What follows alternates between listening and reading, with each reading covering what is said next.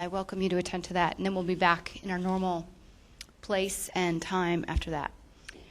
So Stephen has been thinking a lot about innovation, and as he was describing, if you get enough people around a table, you can pretty much come up with a challenge from any business problem. Enough different people, enough divergent perspectives, people from all over. And in the last couple of years, he's really scaled his model, Innovation Exchange, to create a community and a platform of people who are innovating and helping to solve corporate problems. And I think this is probably one of the truest models of innovation that we will see. I'm sure he'll give us more input on that. But their growth has really taken off without a lot of marketing, without a lot of fuss. They have built an incredibly strong community, and so we're really excited to have you here today and talk about the model for Innovation Exchange. So thank you. And we'll take questions and answers afterwards. Okay, thanks. Actually, do you mind if we just take questions as we go along?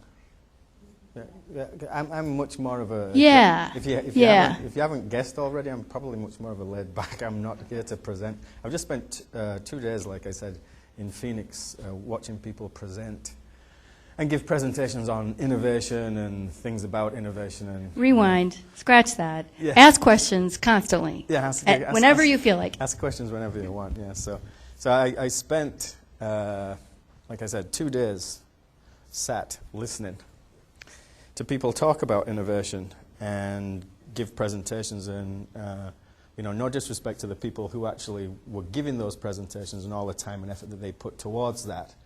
However, I have to tell you that I was absolutely bored stiff. It was the same thing. And it wasn't just content, it was actually the delivery. I was sat there as a guy who's in the innovation, supposedly in the innovation business, because I think I'm the CEO. I don't know. I haven't been at the office lately, so they might have overthrown me because it's very open. But I sat there and I looked at the audience and I looked at the people speaking, and I thought, you know what? There's not very much innovative things going on here, and all I've got is a head talking to me.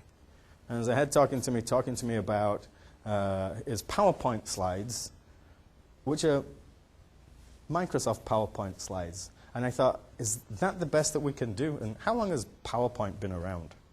And does anybody know anything else other than PowerPoint? I've got a PowerPoint presentation, by the way. And in this presentation, there's probably 3 slides I want to show you. But I've got like 20-odd slides. I'm thinking, like, what the hell am I doing? There's 3 slides that I only really care about in this presentation. And none of them have words on. They've all got pictures on. And I was talking to a guy who was sat next to me at the conference, and he was from Hewlett-Packard. So I thought, there's some hope here. And he is the chief creatologist at Hewlett-Packard. Everybody at these conferences have phenomenal titles now. If you ever go to these innovation conferences, there's a disruptive innovator, there's a chief creativologist, there's a this, that, the other, right? And that's why when I put CEO on it, I put I think. I mean, my name's Stephen Benson. That's who I am. I'm not a CEO. My mum and my dad, when they had me, they called me Stephen Benson. That's who I am. I'm not a chief creatologist. I'm not a CEO. I'm not something else. People like to tap things onto us, and tag us with things. So I'm trying to take those things off and get rid of those things. And I'm trying to do that when I deliver messages too. So, you might find me sitting. I might just sit here and chat to you. And that's why I said, this isn't a presentation for me. This is about an opportunity for us to talk. And, one of the people who was presenting did one of these ridiculous, I hope you never actually have to do one of these things, but you sit there and it's kind of a game. And it's a brainstorming game. And it's like, write down 3 things that 3 people you would like to party with. I'm like, okay. And then it was like, 3 things in your life that you wish you could accomplish. I'm writing them down. I'm like, where's the innovation here?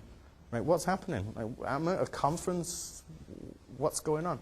Anyway, I'll take anybody here 3 people you would like to party with. Give me 3 people you'd like to party with. This gentleman here. I don't know. Let me give you mine. I'll tell you I said. And you'll probably go, oh yeah, of course. One was Jesus, and I'm not a religious person. I'm not a Catholic or anything. I said Jesus, Johnny Rotten, and Da Vinci. And I thought those 3 guys would be pretty cool guys to go out and have a party with. Now, Johnny would probably get us into trouble. Jesus would get us out of it. And Da Vinci would rationalize about, how we probably shouldn't have been doing that. We should have been doing something different. And, if we'd have only done it this way, we wouldn't have got caught. So I thought those 3 people are pretty cool people to party with. Somebody, I chatted to somebody who was next to me, and I says, Johnny Walker, if he was actually a person, would have been a pretty cool guy to party with too. Does anybody know, is Johnny Walker actually a person? I got no idea. No idea. Anyway, so what I'm rattling on about here is that I know you say you don't have much knowledge about open innovation, but don't worry, because nobody does. And your views, your points are just as valid as anybody else's. And you know what? Innovation is not easy. And if it was, everybody would be doing it, and we'd all be talking about how we are creatologists, disruptive innovators, etc., etc. But it's not easy at all. So don't worry that you don't know too much about open innovation, because who cares? Anyway, here's a quote I remember, and it's a good one, but I don't know who said it. And it's never possible to wait for the future, because you know what? What's going to happen is that someone will come along and clean your clock, for sure. And they'll clean your clock either by out-executing you or by beating your own game and making you obsolete. And I'm sure you can probably think of some companies that fit that mold. And it's something that we at the Innovation Exchange pretty much live by, is that, you know what? You've got to be looking to the future. You've got to be looking forward on a constant basis. And I wish I could remember who said it. I think it might have been my dad or something. I don't know. Maybe I'm giving my dad too much credit.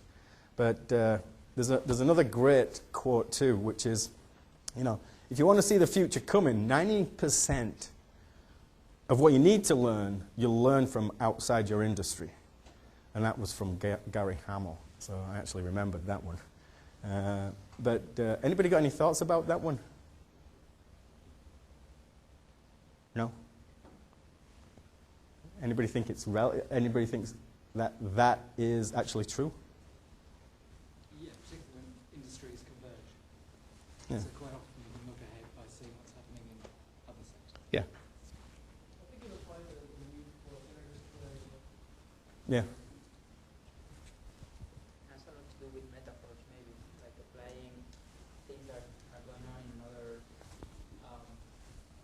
field and kind of working through that kind of metaphor, applying it to things. Yeah. You always come up with new ideas. Yeah. Sorry, the thing. There's when I spent actually quite a bit of time with the chief creatologist of Hewlett Packard. He's actually a very interesting man, and Hewlett Packard are doing some pretty cool things actually. And when I say Hewlett Packard, what does Hewlett Packard mean to everybody here? Printers and computers. Do you know that Hewlett Packard are in the makeup industry? Do you know that Hewlett Packard made a stethoscope for the medical industry? It's quite phenomenal.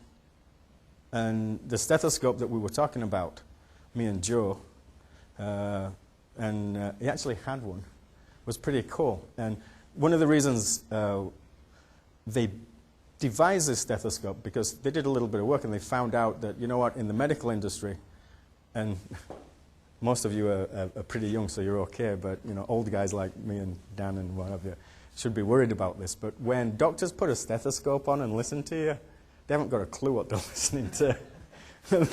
They don't know what it means. The big things they know, they can tell whether there's a massive heart murmur, but the little nuances, they can't tell.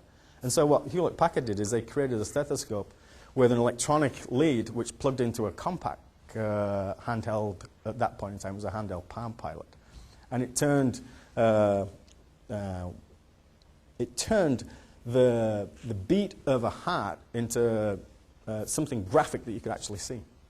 And so you were no longer just relying on whether you heard it and on your judgment, you could actually see it on a screen. And then what you could do is you could take what you saw on the screen and transfer it over to somebody else, and somebody else could take a look at it and say, look, I got no clue what this is. Can you take a look and see if there's something I should be telling my patient about?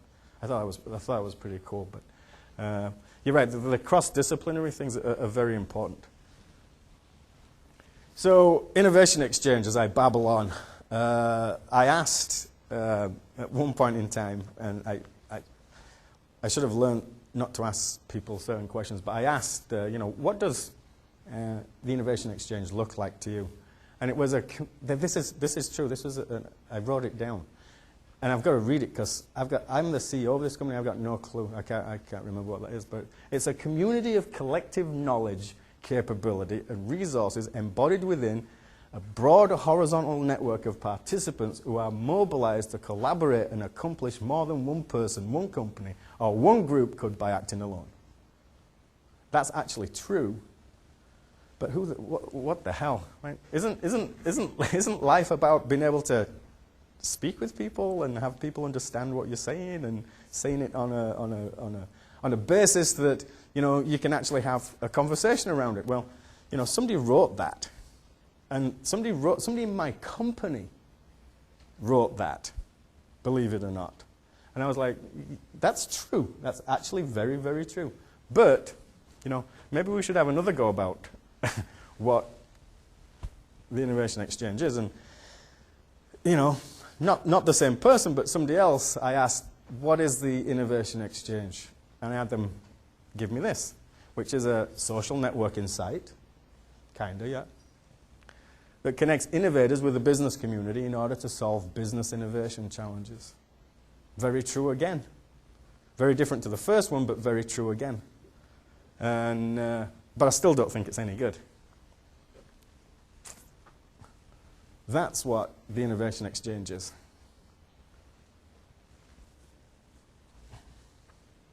Not sure if anybody knows what that is, but that is panning for gold. The Innovation Exchange is a company that pans for gold. And it pans for gold for Fortune 5000 companies who don't know how to do it themselves. Or they're doing it in a capacity that actually isn't delivering them any real gold nuggets. So what we have done at the Innovation Exchange is figure out a way to pan for gold. And a way to pan for gold by using a global network of innovative thinkers. And one of the things that Fortune 5000 companies need to understand is that it's very important where you pan for gold to whether you will find a gold nugget. So, for example, let's take a company who is looking for a golden nugget in the automotive industry, starts panning for gold in the same field that their competitor is panning for gold in. Well, do you think they're going to get anything other than the exact same thing that their competitors get? No, they're not. So what you have to do is you have to look beyond your own industry, beyond where you're at, and out into the future. Now, I call it business horizons. When I talk to some of these organizations, I say you have to look beyond your first business. Your first business horizon is just everyday business that you should be doing anyway. You should be good at that. You should be looking at the second business horizon, the third business horizon. And you should have something in place that allows you to do that. And that thing that allows them to look at the second, the third business horizon is an organization like the Innovation Exchange. And it pans for gold.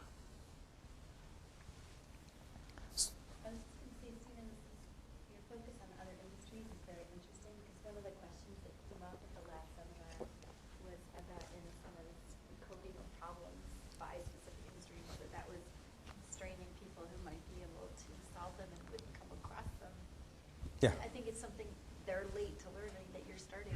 Yeah, and we don't have them if anybody's been to the site or anything, we don't have them by sector or anything. Because what you start doing is you start layering some of your own biases onto certain things. So, you know, it's beyond just throwing something out there and seeing if it sticks.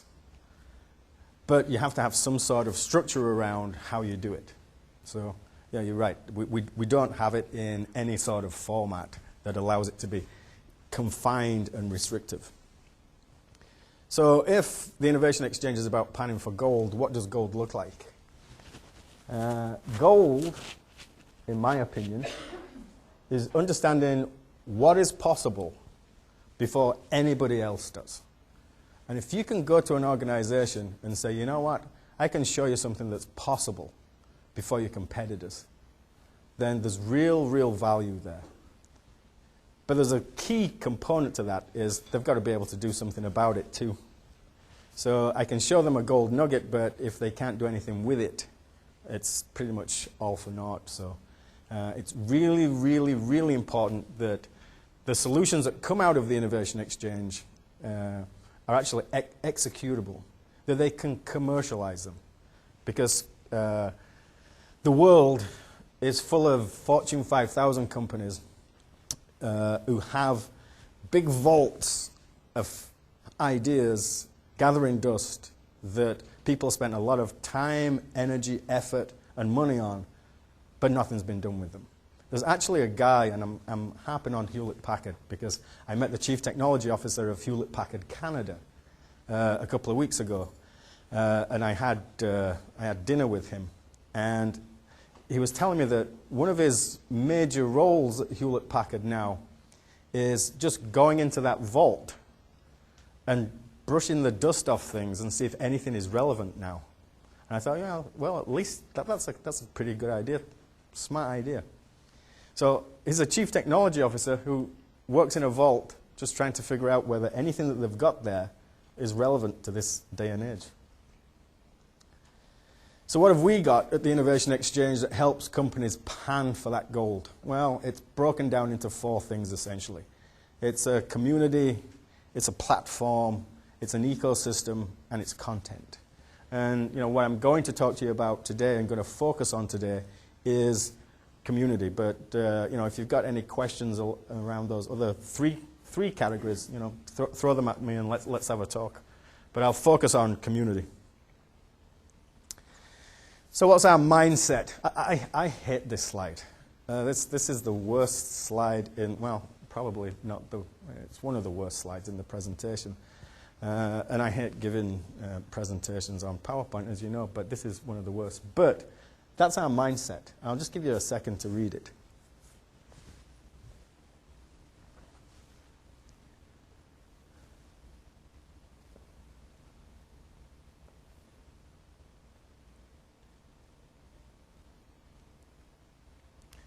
The diversity trumping specialization is essentially showing you that we are disciples of a gentleman by the name of Scott Page. Scott wrote a book called The Difference. I don't know whether anybody has read the book The Difference or knows Scott, but it's a great book. And you know what? Diversity is a very key component for the Innovation Exchange within our community. We work very hard and diligently towards creating a very diverse community of innovative thinkers. But collaboration is also a key component of what we're about. And like it says there, a diverse team of innovators collaborating will actually deliver significantly more innovative results than if they were just working alone. I mean, this isn't rocket science. I mean, we all know that 2 heads are better than 1. We all know that great minds think alike, and so you should have somebody different. And you know, I'm going to use an example from a friend of mine who said that, you know what, if I'm looking for a new restaurant to eat at, I probably shouldn't be asking the same people that I go out for dinner with every week, because we go to the same places. So we need to be asking people outside of our core network. We need to be going into areas that maybe aren't necessarily really comfortable for us in order to find that diversity. Any questions? No? Good. Let me. Oh, go ahead. When you say you help companies, is it possible, let's say HP, if that's your favorite, do you actually support us within HP, or are you taking a challenge for HP and then putting it out there on your site? That's a great question. There's a gentleman by the name of Chris Townsend at Forrester who I chat with quite frequently. And Chris has wrote quite a few papers on innovation and innovation tools. Now, Chris talks about there being three archetypes of innovation tools. There are platforms and software which are integrated into organizations' IT infrastructure. There are events, and I'm not sure whether anybody knows about what IBM does, but they do really, really well at innovation events. So creating an actual event where people get together and do some wonderful, wonderful things. And the third archetype is communities, innovation communities. And the reason why Chris is, hanging around with me and buying me beers and taking me for dinner and things like that is they don't have a handle on what an innovation community is at Forrester yet. They know the platforms because that's right in their wheelhouse. They know the events because, who doesn't know IBM's, innovation events. But communities is a kind of a different thing, and it's a relatively new thing. And what the Innovation Exchange is, it's a community. It's an innovation community that is supported by a platform. So what would happen is, let's say Hewlett Packard would come to the Innovation Exchange and say, we have an innovation challenge. And what we want to do is we want to sponsor that challenge out into your community. And we want your community to take a look at our challenge and form teams around that challenge and come back with some solutions. So it sits outside of the organization. It sits outside of a Hewlett Packard. So does that answer your question? Yeah.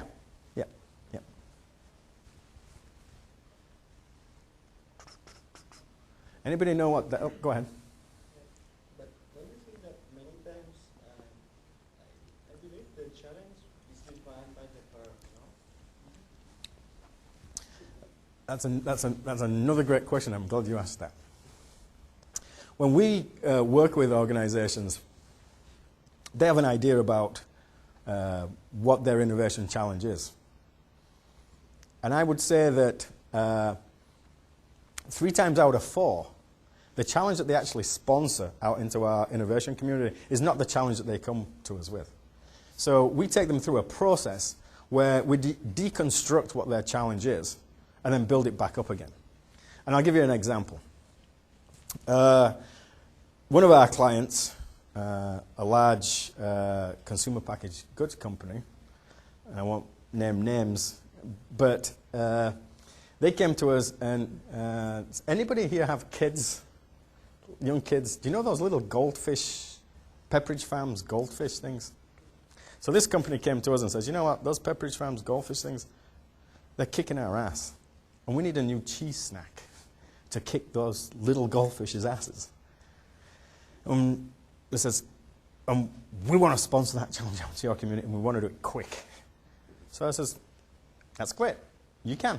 It's not a big deal. We can do that. You can get a new snack coming back out. Took them through the process, deconstructed everything, built it back up again. And what they were more concerned about was not kicking Pepperidge Farm's ass with the goldfish, but trying to crack the code of snacking. So why do we snack? What is it about the human psyche that makes us snack? Beyond what we already know. Beyond what their research has already told them. Is there anything beyond? Is there anything looking future forward that can tell us why do people snack? And can we crack that code? And that leads right into this. Does anybody know what that is? It's the Enigma machine. It is. It's from Bletchley Park. Yeah, excellent. You're the only person that's ever been able to tell me that. This is the... You knew that. There you go. Good. That's just me. I think it's me showing my age. That like when I started, I said there's probably 3 slides in this presentation that I want to show, and they've all got pictures on. The first one was the person panning for gold. The second one is this. What it is? Come on in. Don't worry, you haven't missed anything.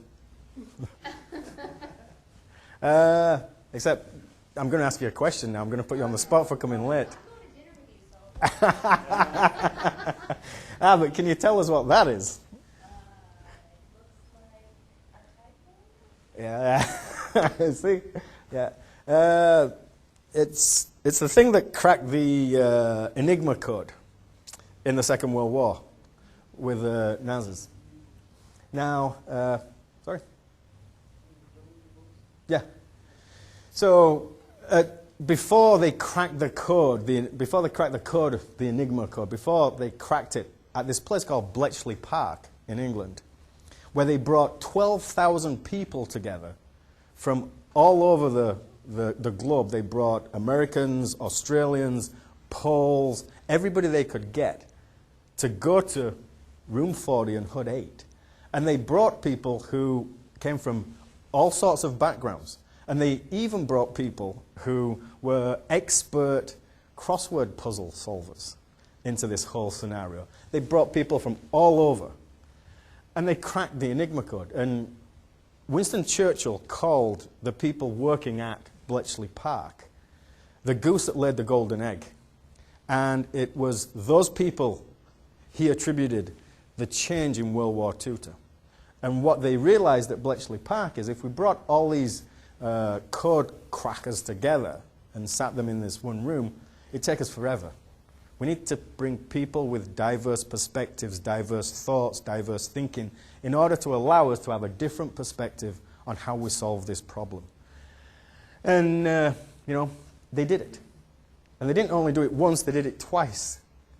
And the upside of doing that was before the Enigma code was cracked. My father was in World War II, actually, in the Navy, and used to talk to me all the time about it. And before they cracked the Enigma code in World War II, the German U-boats were sinking 60 supply ships a month that were coming across from the US across to Europe. 60 supply ships a month. So that went down to basically next to nothing when they cracked that code. And they did it twice, which is quite amazing. But they did it in a manner that fits the Innovation Exchange business model. So, they were way, way ahead of my thinking, way, way ahead of the Innovation Exchange's thinking, and solved a really phenomenal challenge, which was cracking a code. And, the solution coming back for that company who was looking to solve and crack the code of snacking won't save any supply ships, but, it will actually add quite a few dollars to their bottom line, though. Yeah. Do you know how they found all those people? How did they recruit all those different parties to help solve it? That's a great question. I don't know. I think there was and don't quote me on this, but I think there was an actual team that was charged with going out and finding people that could work on cracking the code at Bletchley Park. But don't quote me on that. I can get back to you and find out, because that's a good question. But I think that's what it is. This is the next slide that I wanted to show, and as you can tell, I'm from. I hope you can tell I'm from England, and that is a football game. Not as you see it, but as we see it, that's a football game. And what I have to tell you is, does anybody know who that is? Probably not. But that's Manchester United playing Celtic last week in the UK. Now, I'm from a city called Leeds in the UK. Leeds has a soccer team, not as good as Manchester United, but they have a yeah, they have an innate hate. It's inbred in them in Leeds to hate Manchester United. So I come from a northern industrial working class town. My brother was a coal miner. He's not anymore. They shut them all down. My father worked in the textile industry. So I'm, a fairly, laid-back, easygoing guy. But if they could see me in the pub back in England talking at Berkeley and showing Manchester United pictures, I would be lynched. But I thought, you know what? Sod them. This is, again, a great example of what the Innovation Exchange is all about, which is teamwork. Now, what you've got here is, this gentleman is from Eastern Europe. The gentleman in blue is from Holland. This gentleman here is from Brazil. That gentleman there is from Portugal. And that gentleman there, with a number 10 on his back, is actually from England, but not from Manchester. So what they've got is they've got a very diverse team, everybody having their own role and responsibility within that team, but with one single goal, which was to beat Celtic. But they all knew what their responsibility was within that goal of beating Celtic, and they operated as a team, just like people operate as a team within the Innovation Exchange, understanding what their role is, working towards a specific goal. So that, again, is another example of, us not being that smart and somebody beating us to the gate with what the Innovation Exchange is all about. So our mindset around community. Innovation, as you can probably guess from what I've just been talking about, is a team sport. And it's played with a team of individually able but collectively diverse members. Sounds fairly boring. But our goal within the Innovation Exchange is to create 3 things. And if we can create these 3 things, we can start finding those golden nuggets when we're panning. And those 3 things are a diversity of the members within our community base, a diversity of team members within IX teams, and a diversity of teams working on challenges. So we're looking at diversity, diversity, diversity. So the diversity of community members, we have everybody. When I was at the conference in Phoenix, I was chatting to a gentleman from Walmart about the Innovation Exchange, and he says, okay, so who's in your community? Is it all like these specialist guys, things? So I said, no. We have everybody from, the basement scientist to, the organization that sits out in Denmark that's a really innovative, small company in Denmark doing really, really cool things. There's a company in our community from Denmark, and they've created this generator that runs on oil, but any oil other than fossil fuel oil. So it will create electricity from peanut oil, anything other than regular fossil fuel oil, which I thought was pretty cool. Now they're thinking about, well, what can we do with that? Where can we leverage it? What industries can we take a look at and, put that into, generate their power for producing whatever products they're producing? Because they've created something really cool, but they don't know how to apply it. Now what they need to do is they need to link up and connect with somebody within the Innovation Exchange and mold around a challenge when that challenge comes up from a company that is looking for something like that. So we've got everybody, like, one of the solutions for the cracking the code of snacking, this is brilliant, I love this story. We're all here in the digital age, and I'm like the supposedly CEO of an innovative digital company. A solution was actually mailed into us from Argentina. Oh my God. Yeah, and it was mailed. Oil company. Pardon? For the oil company in Denmark. No. From the snacking, for cracking the code of snacking. It was mailed into us from Argentina, and I thought that's phenomenal. And it was passed to me because nobody knew what to do with it in the company. So somebody passed it to me and they hadn't opened it. It just says, like, innovation exchange, da-da-da-da on the thing. So I'm thinking, well, is this a bomb from Incentive? Is it like what the heck is it? So I thought, I'll open it. And I opened it up and I took it out. And it was a one-page solution from, and I'm only surmising this, from somebody who was probably about 16 or 17. But they'd mailed it in, and I thought, and it was not a bad solution. We rank solutions. When solutions come back in, they get ranked, so the organization just doesn't get a whole stack of, fantastic ideas or crappy ideas or whatever, and they have to go through them. So one of the things that we try and do at the Innovation Exchange is, take a little bit of the effort out of, reviewing and filtering through what are the great ideas. So in order to do that, we have different segments that ideas fall into. So your idea can fall into being a spark, or it can fall into being a flame, or it can fall into something that we classify as like a top 5. A top 5 is something that is, it's in the format, in the shape that it can be delivered straight to the client. There's nothing that needs to be done. The spark things, we keep the sparks around so the client can actually see, some things that aren't a fully baked solution.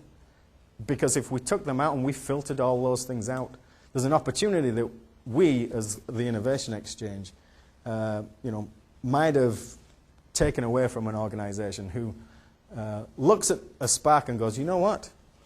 That's not a fully baked solution that we were looking for, but we were talking about that 2 weeks ago in one of our R&D sessions. And if we bolt that with something that we've got over here, with something that we spoke about with another company over there, we have a totally different idea of doing things. So we let them see those sparks. We don't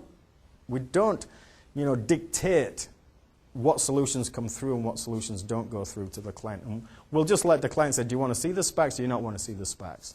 Do you just want to see the flames and the top 5, or do you just want to see the top 5? So we give them options. So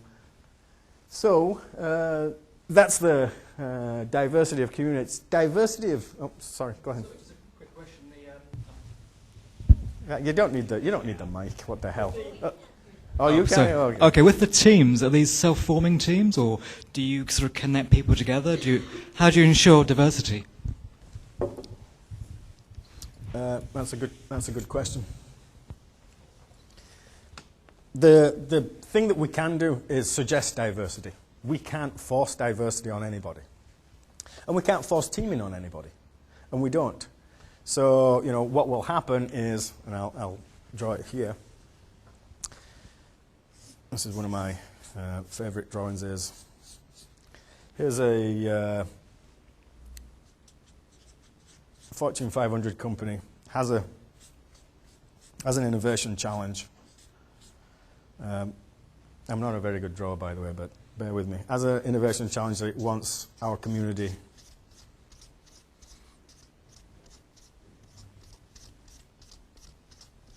to solve. So through our platform, this challenge gets sent out into our community. What will happen is people will fold themselves around that challenge and form ad hoc teams. But there's also people out there who just want to work by themselves. And so, who are we to say that you shouldn't work by yourself? Now, we believe that the team-based model is a better approach. But if you want to work alone and you're a lone wolf, go ahead. But we want to support this sort of environment. So what we can do is we can suggest and we can provide them with the tools on the platform that allows them to go out and find people who might make a good team member for them. So, for example, based upon some of the data that we have, what's your name? Kevin. So here's Kevin, once again, in my wonderful drawing. And based upon the profile data that we have on Kevin, we can say, you know what, Kevin, here's an innovation challenge that we think you might be good at solving. However, there's some components within this challenge that you don't have the capacity to fully deliver an optimal solution on.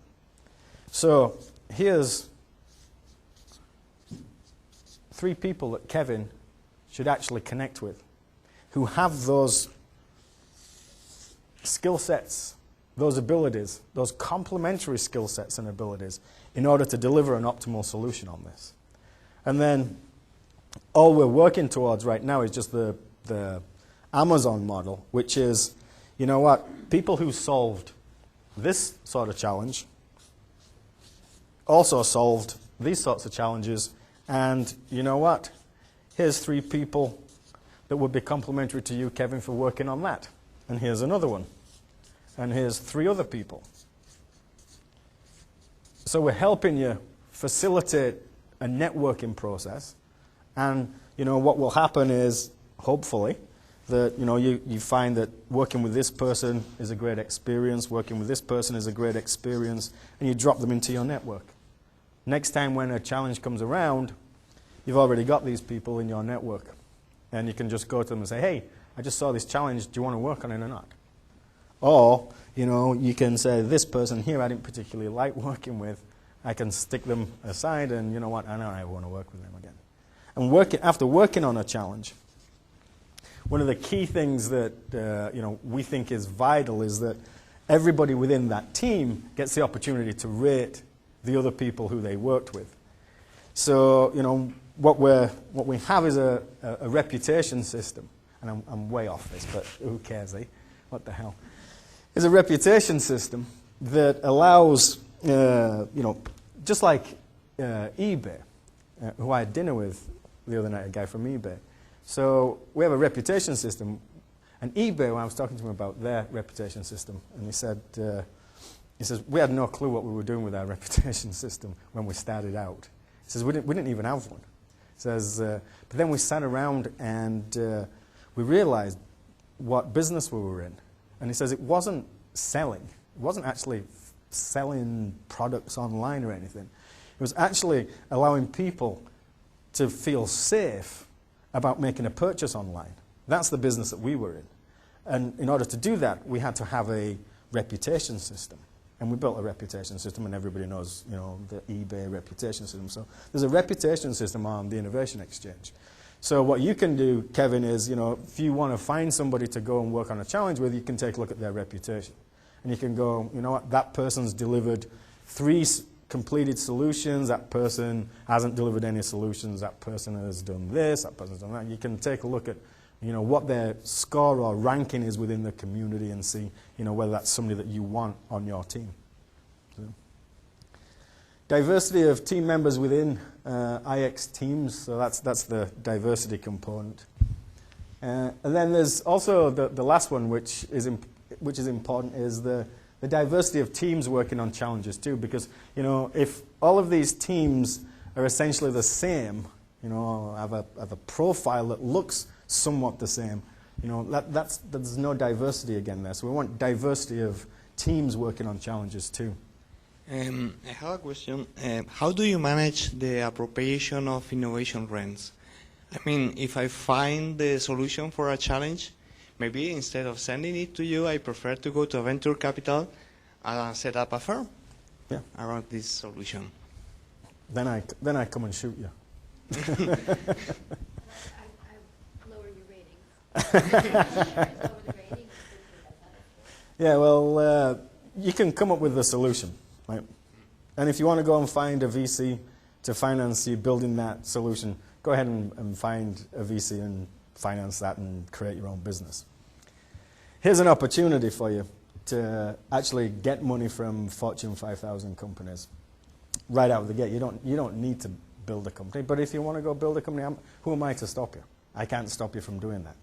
If being in the Innovation Exchange community sparks somebody to go and start an innovative business themselves, I'm absolutely okay with that. I'm cool with doing that, and I'll feel positive if you went and you started an innovative company, I'll feel cool, totally. The one thing that you can't do is, you can't go back in and sell it to the Fortune 5000 company, because what I own is I own this relationship here, and I own this relationship here. Right? So if you were in my community, in the Innovation Exchange community, worked on a challenge, right? I know you've worked on that challenge. If you go back into that Fortune 5000 company and try and sell that challenge back into them, I know that, because I have that relationship with the Fortune 5000 company. And so what you've done is you've just essentially got yourself kicked out of the community. And you've got this Fortune 5000 company not buying your product because they have a relationship and a contract with us. Right? So you can, but if I inspired you to start an innovative company, fantastic. That's great. A competitor of the Fortune Sure. 500. Sure. Are they not afraid of Sure. just making publicity of their challenges? Well, I don't know whether you've been on the Innovation Exchange and looked at the challenges, but the challenge sponsors are anonymous. Yeah. So, but if you've got half a brain, it wouldn't take you too long to figure out who the heck some of those were. I mean, we have an automotive challenge on there right now, and even if you've got like a tenth of a brain, it's one of 3 companies, and it's one of 3, potentially 2 companies soon. Who knows? So you know that. So, but I'm sorry. What was your question? I've lost it. Sorry. It's just if the companies are not afraid of just publicity in their challenges. Yeah. You know what's really interesting? What really interested me when this whole thing got started? That these people, large global brand name organizations, are really scared of people over here. Believe it or not. And these people over here are really scared of these. Because these guys, to your point, what's your name, sorry? Francisco. These guys think, you know what, if I put and sponsor a challenge out into that community, my competitors are going to see what my strategic issues are. And I don't want that. Those organizations won't be using the Innovation Exchange. They're not in that space for open innovation. They're not there yet. Because you have to open up to a certain extent in order to benefit from what you can get over here from this global brain trust. Now, these guys are fearful of these because, I sit in my basement, work with a couple of my buddies, work with somebody in Japan, work with somebody in Argentina, and I come up with, something X, right? Deliver to that company, they change an I to a T, and then it's gone. I've lost it. So these guys are like a big, gigantic dinosaur that we're all afraid of, and we're absolutely afraid that they're going to change my I to a T and steal my idea. Now,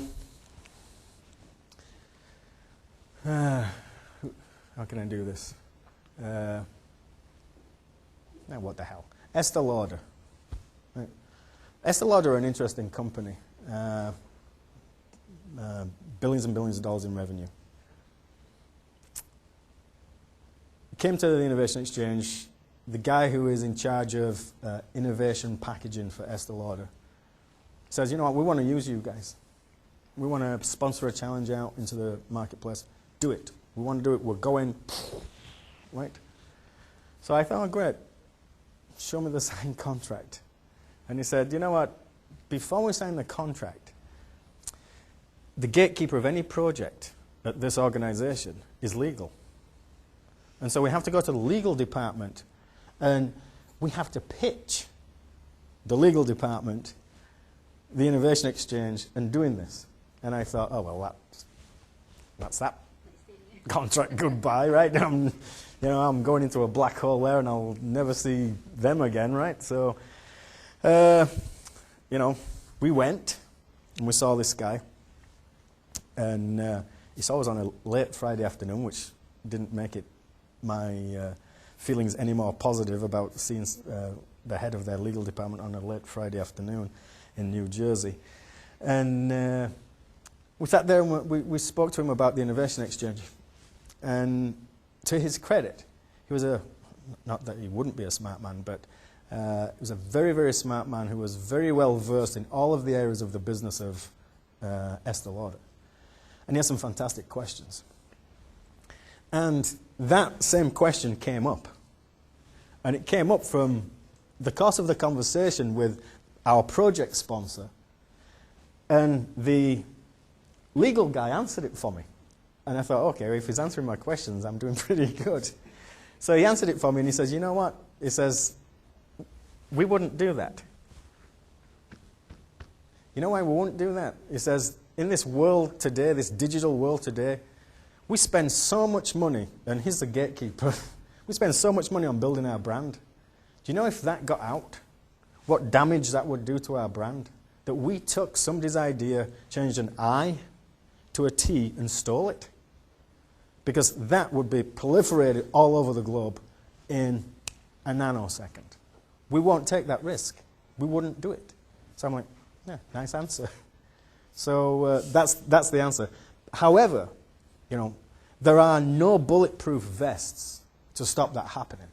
The only thing we can do is build an ecosystem that allows these guys to feel comfortable about putting something out into our community, and these guys to feel comfortable about providing solutions back. And if we can provide an environment where everybody feels comfortable, then that works. And we believe we've built that ecosystem. And yeah, sorry. I've always heard that the challenge with innovation is not the lack of ideas, and you said yourself that I can hear you. That their HP had a vault of ideas. So I guess I'm wondering, when people come to you with solutions, isn't that just how developed is it? Is it just another part of the idea, or is it a little further along so that there's at least some vision as to the execution? Yeah, I understand your question, and that's another great question. And let me just take this off. I had lunch with a client of ours yesterday at the conference, and she was saying that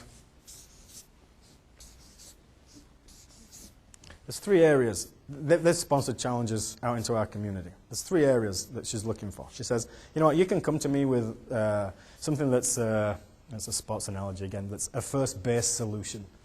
You can come to me with something that's a second base solution, or you can come to me with a solution that's a home run. And if you come to me with a first base solution, it's just the idea. Right?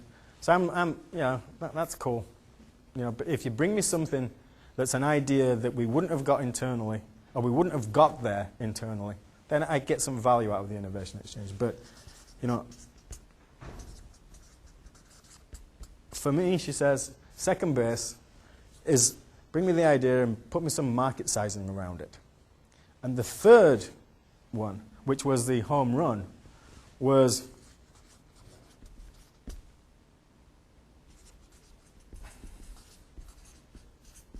connect me with somebody who can look at this idea and speed me to market with it. So if you bring me all those 3 things, that is a home run solution out of the Innovation Exchange. And she says, you know what? Beyond that, I'll take the ball and run with it. I'm just looking for those 3 things. She says, you know what? I could bring you could bring me that, or you could bring me that and that. But that and that is the real solution. She says, she understands the nuances and the intricacies of her business, her industry, etc., etc., etc. And she knows what needs to be done beyond that. And we don't know that. The community members don't know that.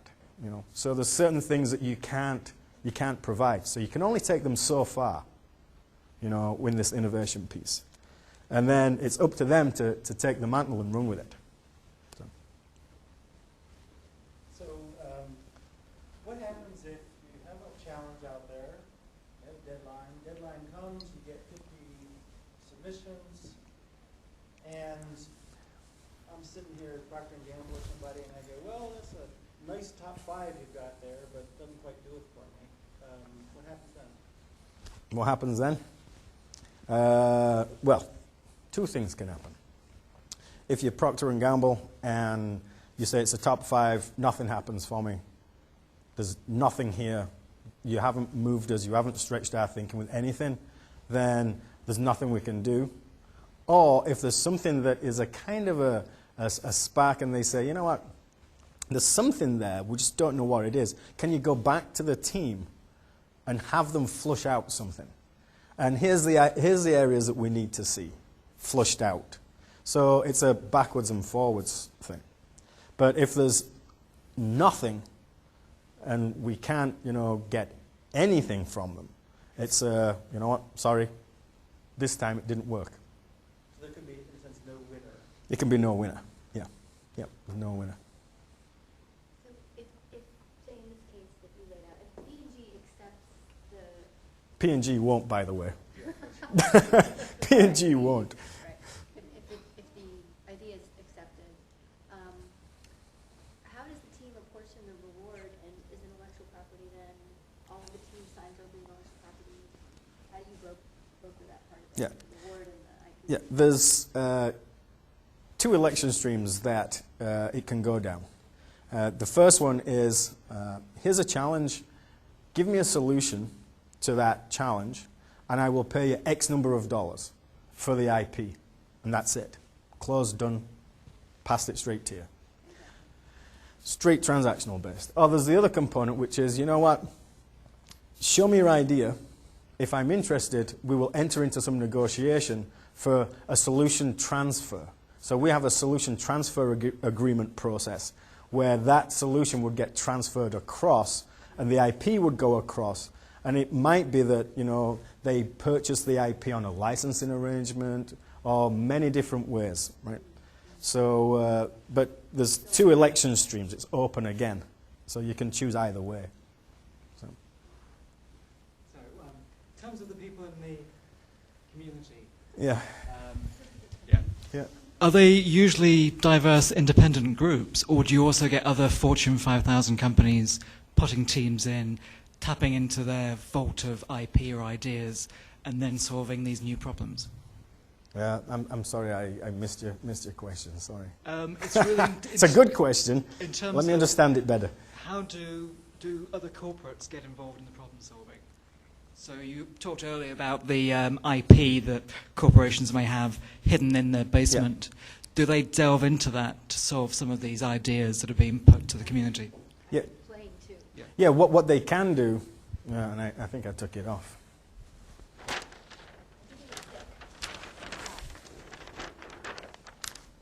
There we go.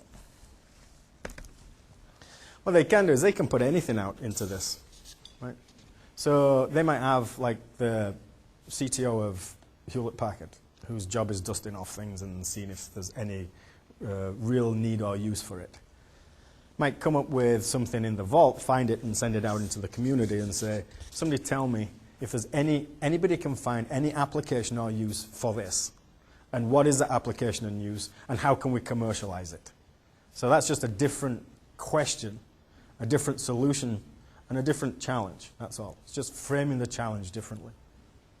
The other direction. I think his question was the other direction. What, this way? Of the 45,000 people on the right side, are they independent contractors, or do any of them work for Fortune 1,000?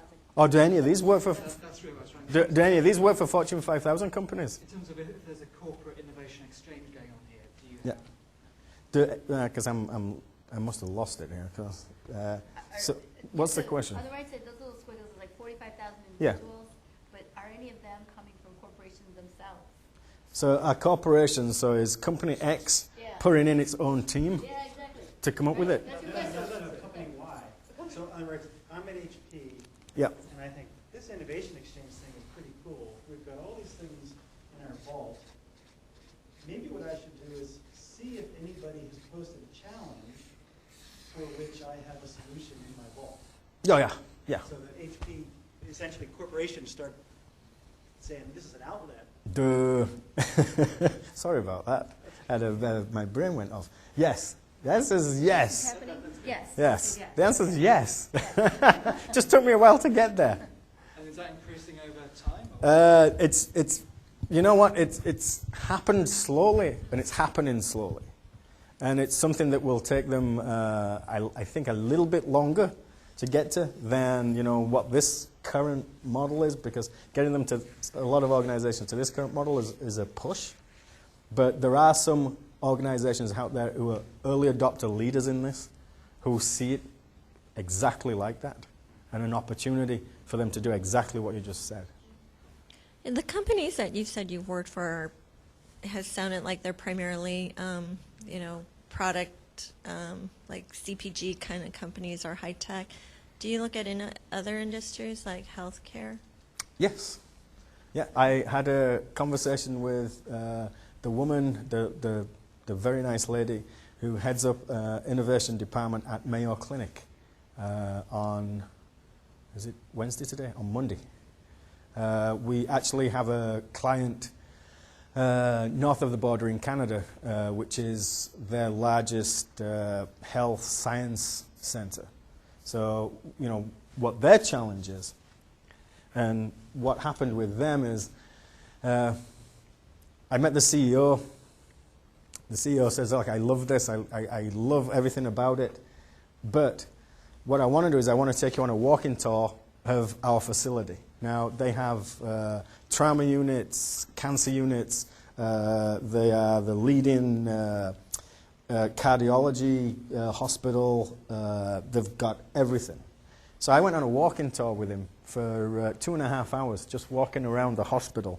And it was kind of cool because a geeky-looking guy like myself, with this CEO of a massive hospital chain, he walked through and everyone was like, hey, Dr. McClellan, hi, Dr. McClellan, hey, Dr. McClellan, hi, Dr. McClellan, as I walked through. And I walked in operating theaters. I walked everywhere. He wanted to show me every single facet of that organization. And he says, you know what my problem is, Steve? He says, my problem is I have an asset base. And my asset base isn't always optimized. And you know what? That asset base isn't optimized. And the service delivery that the asset base gives right now is below zero. So I have, here's probably one of the main reasons that he came to us. He says, I have somebody who gives very generously to this hospital every single year, a 7-figure amount. She got ill, went into the emergency unit, had a terrible experience, and has cut it off. So he says, you know what? We need to be doing something. Our service level is not up to track. So you guys here, tell me how to deliver a better service experience with the asset base that I have. Because I've got a big asset base. He says, my asset base is massive. But we're just crap at delivering service. So, yeah, we cover, I've honed in on CPG things, but we're in many different industry verticals. There's a lot of industry verticals having a lot of challenges right now. And, one of the things that's, what do you do? The big economic downturn, and everybody says, the innovation budgets are going to get slashed. I sat with the people at Whirlpool. Whirlpool is actually a very innovative company, considering they sell washing machines. The CEO at Whirlpool told a story that, when he became CEO, he went into a retail outlet that sold his products, stood there and looked, and he says, you know what? I couldn't tell a Whirlpool product from any of our competitors' products. We blended into the thing. We have to change that, he says. And we have to be more innovative in what we do and how we do it. But they were saying, you know what, this economic downturn, it's a given. Everybody's going to have it. Our competitors are having that economic downturn too. It's hitting them.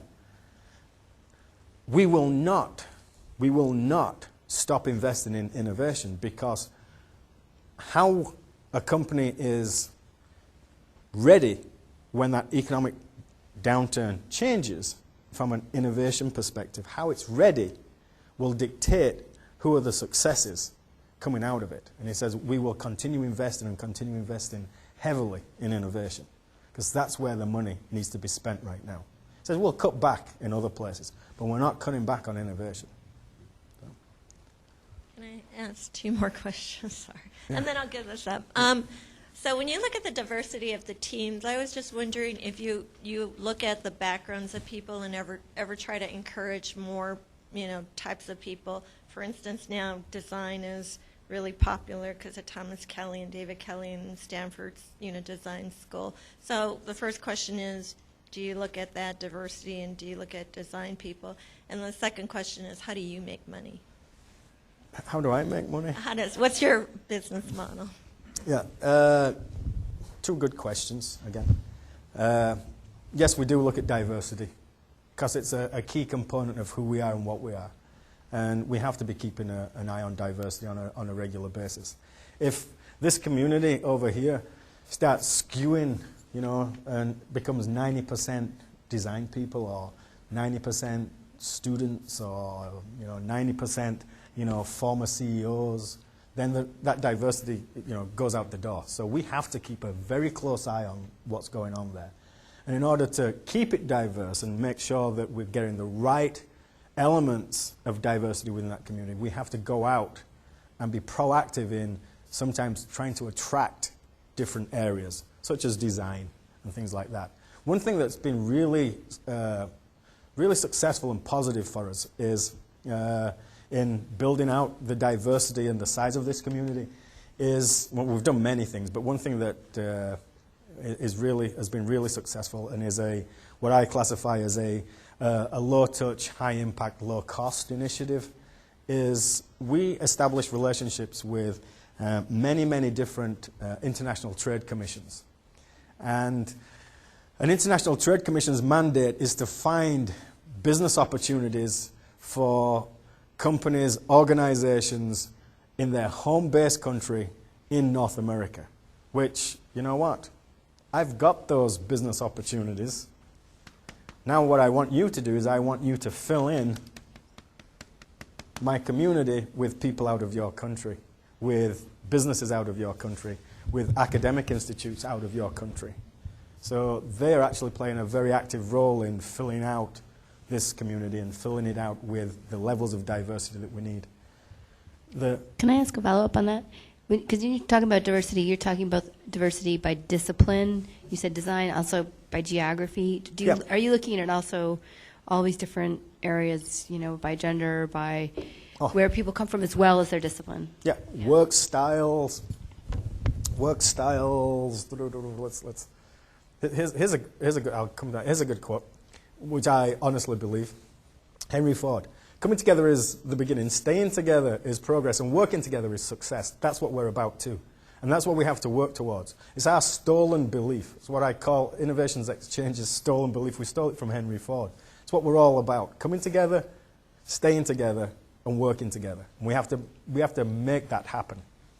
In order to do that, we have to give our community what they need, and we have to not steal from them.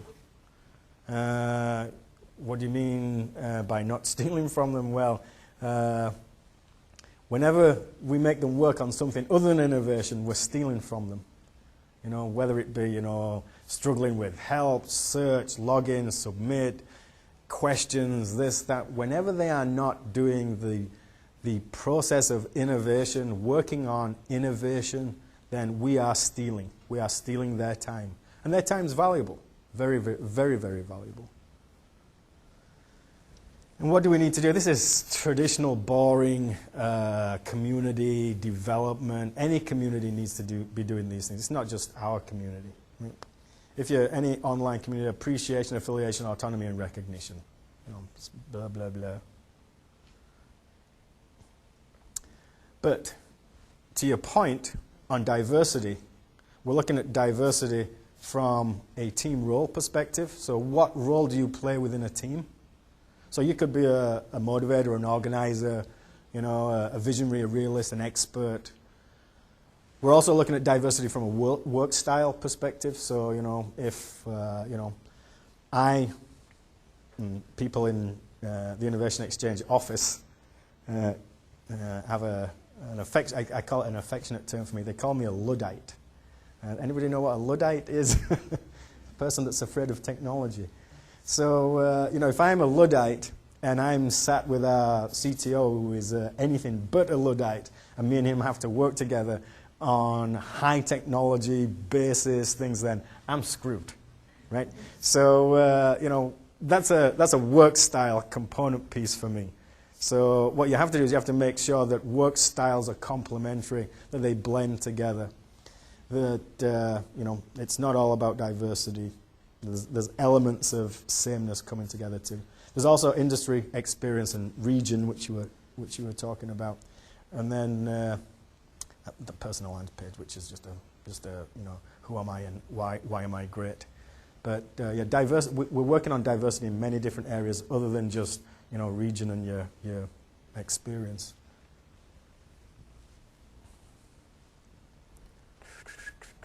Ooh, go to flip chat. What the heck does that mean? Go to flip chat. Here's a thing on how do you look at diversity. So I'm going to steal my book because I wrote this on the plane.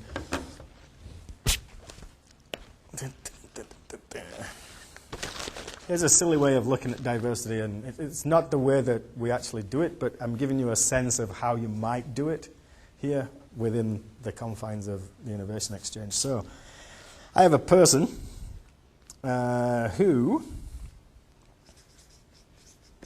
is a marketing person in the auto industry in Europe. That's the primary person.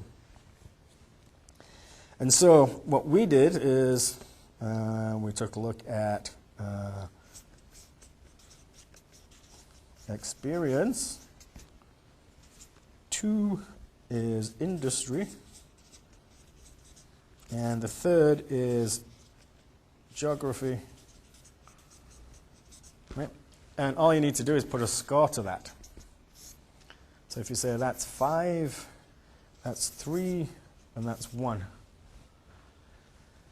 And then I have a person here who's in the IT industry experience. They're in the consumer packaged goods industry, and they're in North America. They would get a score, a diversity score, of 0. I don't match here, I don't match here, and I don't match here. Those people, that's a pretty diverse person to this person up here. That is depending upon what this person was looking for. Depending on what they're looking for, if they're looking for somebody who's widely diverse from them, then that is good. Because these people, this person can set, you know, the level of diversity that they're looking for. So you can get that, or you can go, you know, down to something like, you know, an IT person who's in the consumer packaged goods industry who is from Europe, and they score 1, which is wide again. And you go all the way down to where you get somebody who's, you know, like marketing, auto, Europe, scoring 9, and that's narrow.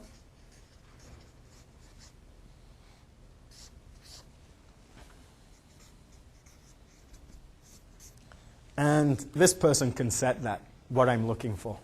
I'm looking for somebody, you know, anywhere within that. Which is just a silly way of explaining how you can actually put some metrics around a diversity element.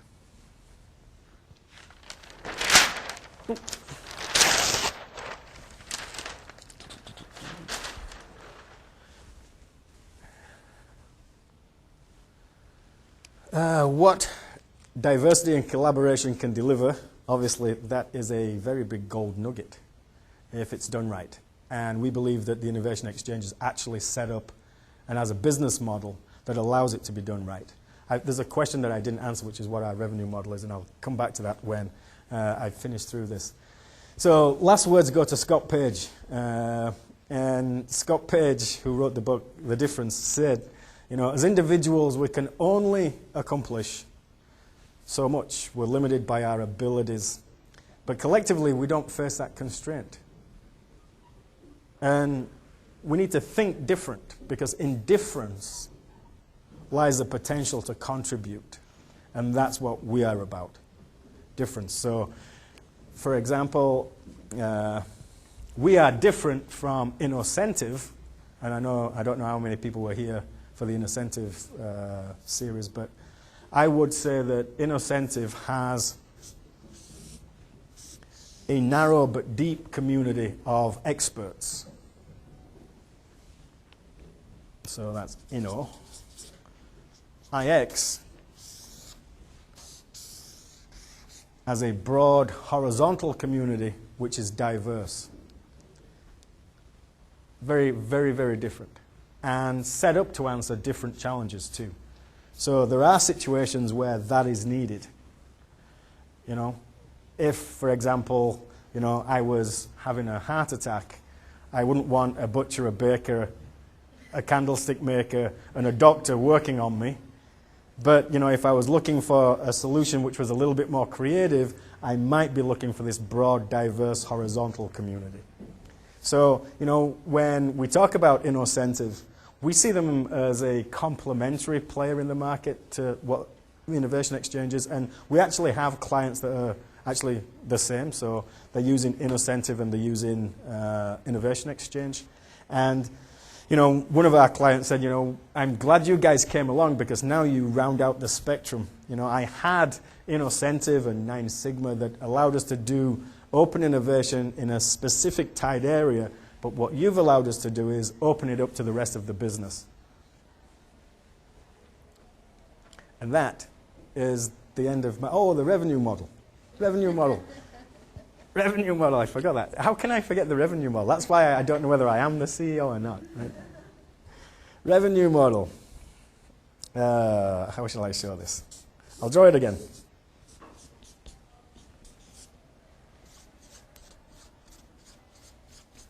So Company A wants to sponsor a challenge out into the community. They will pay, and I'm going to give you some numbers. I'll just put some numbers up here. $75,000 to sponsor that challenge out into the community. Solutions come out the back end. They get ranked, rated, go back to Company A. Company A says, Solution 1, don't like it. Solution 2, Solution 3, I'm a little warmer on that one. Solution 4, we're already working on something like that. Solution 5, we like that. We want it. So what they did when they sponsored this challenge out into that marketplace is they said, if somebody can come up with a solution to this challenge, we will pay them $100,000 to the team that comes up with the solution. So now, Company A's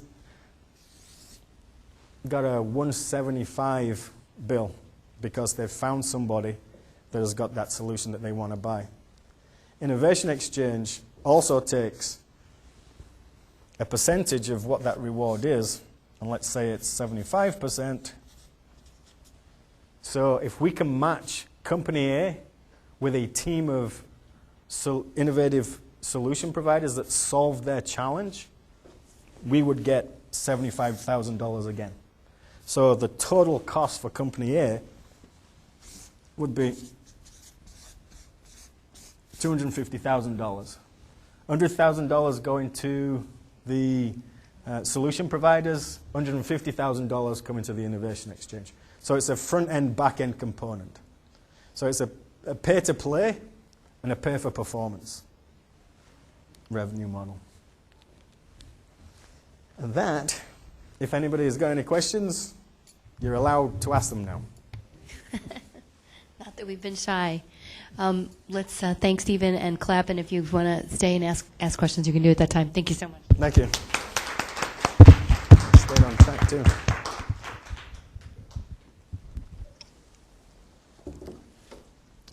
Sorry about the PowerPoint presentation.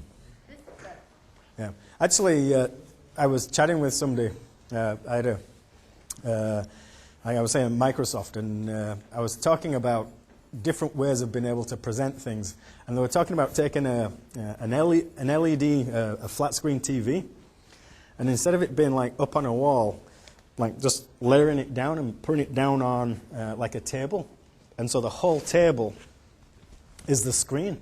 And what we could do is we could all sit around that table, and you could actually touch things on my presentation thing and just move them around, which I thought was pretty cool, because it's much better and less static than me just, there, and then you giving things back. But I haven't seen it yet. So anyway, thanks. Thank you. Can I ask a question about this model? Yeah. Does the team then decide how to distribute the 100K among the parties themselves, or is it just going to be it's even divided by the number of people in that team? It's evenly distributed. Okay. And that's automatically? What they do is when they form a team, they sign up to a contract. It's like a mini ad hoc team contract that says, you know what, we will split this